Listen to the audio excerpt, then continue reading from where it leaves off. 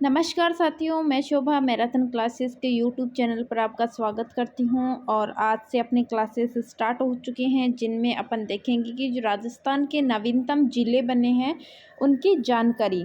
यानी आज से अपन राजस्थान के जो भी ज़िले हैं उनकी भौगोलिक स्थिति और प्रशासनिक परिचय का पूरा एक वीडियो में एक ज़िले के आधार पर उनको पढ़ेंगे। तो अपना जो नवीनतम जो राजस्थान जीके का सिलेबस है वो अपना यहाँ से कवर होगा। स्टार्ट कर रहे हैं आज का अपना पहला सांचौर जिला दर्शन। यानी नवीनतम जो जिला बना है सांचौर, उसका क्या है भौगोलिक और प्रशासनिक परिचय वो देखेंगे अपन आज। तो देखते हैं, घोषणा हुई थी इसकी सांचौर को जिला बनाने की घोषणा 17 मार्च 2023 को हुई थी और मंत्रिमंडल से इसको मंजूरी मिली थी 4 अगस्त 2023 को।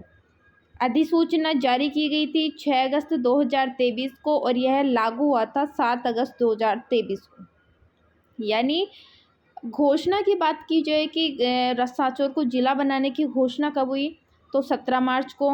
इसके बाद मंत्रिमंडल ने इसको जो है जिला बनाने की जो मंजूरी है वो 4 अगस्त को दे दी। इसके बाद में अधिसूचना जारी हुई थी कि इसको अपन जिला बना सकते हैं, ये 6 अगस्त को। और ये जो लागू हो गई थी ये 7 अगस्त 2023 को लागू हो गया था।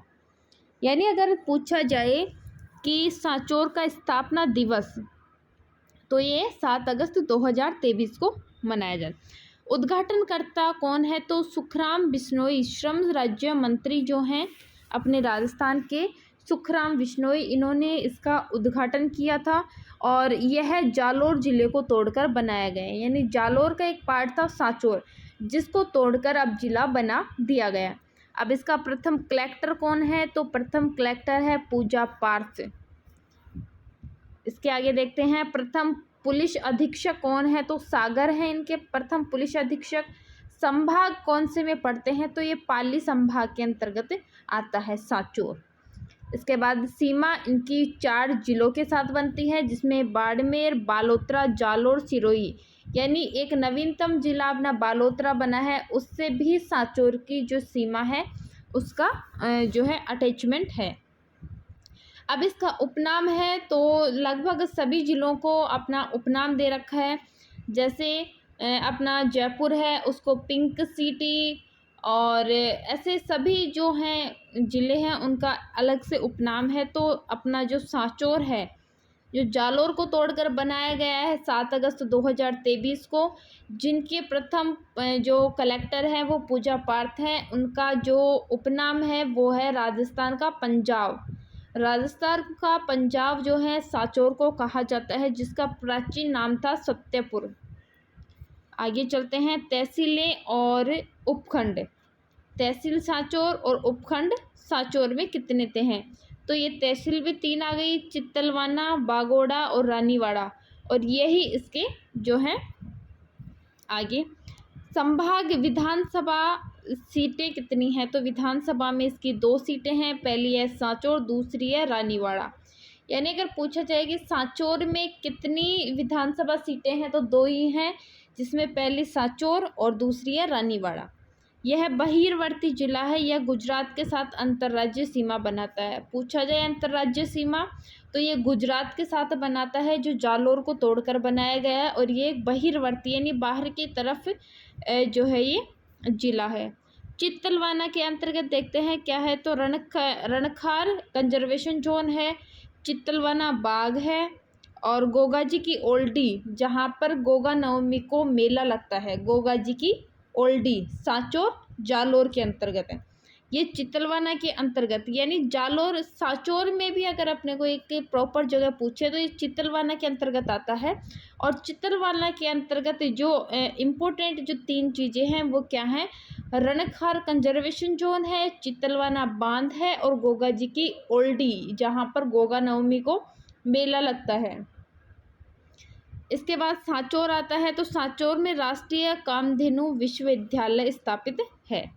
रानीवाड़ा के अंतर्गत तो राजस्थान की सबसे बड़ी दूध की डेयरी है, और सेवड़िया पशु मेला यहाँ पर लगता है।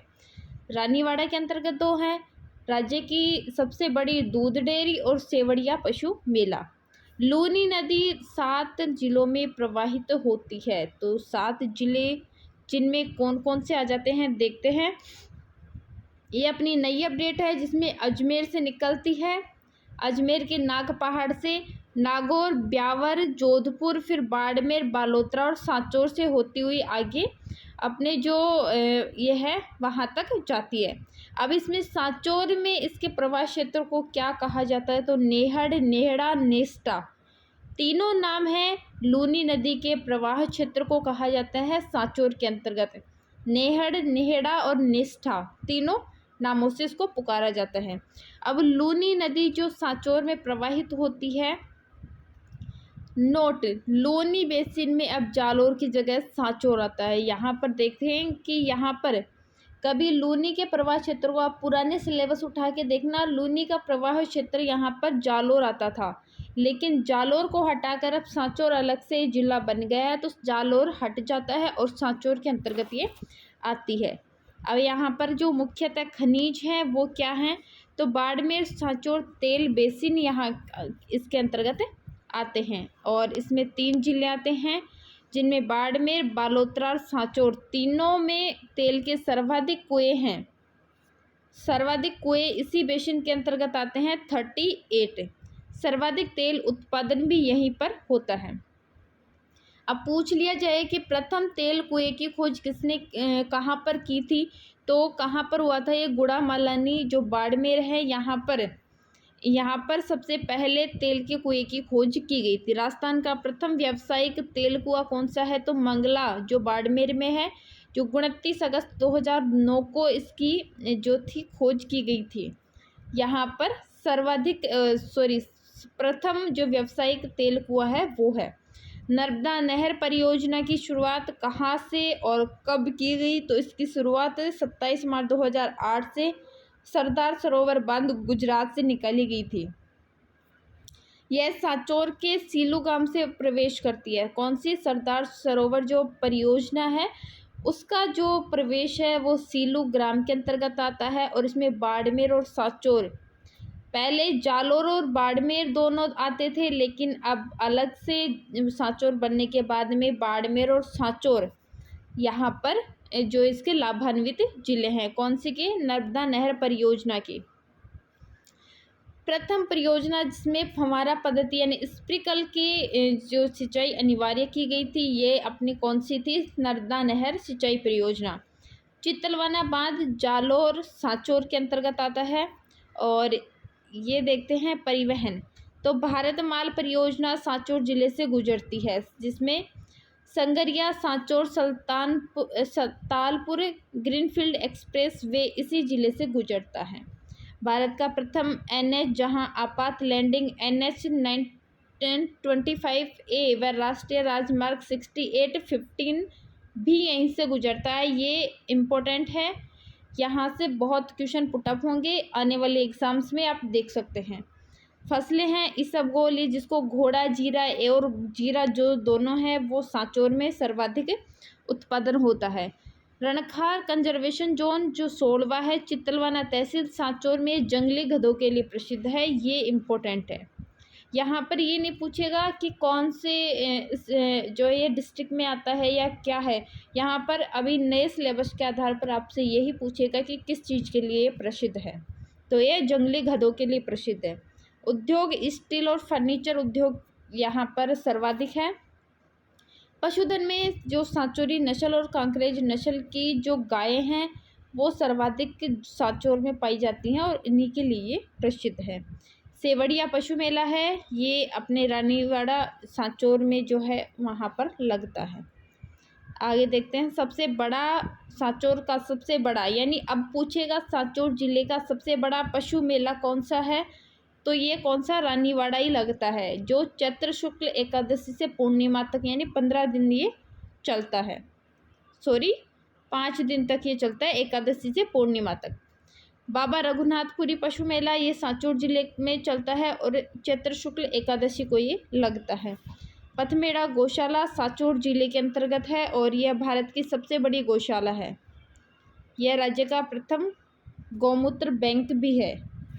क्या राष्ट्रीय कामधेनु विश्वविद्यालय कहाँ पर? राष्ट्रीय कामधेनु विश्वविद्यालय पथमेड़ा कहाँ पर है? सांचौर में। सांचौर में इसी के आधार पर सबसे बड़ी गौशाला है और वहाँ पर ही राज्य का प्रथम गोमूत्र बैंक भी है।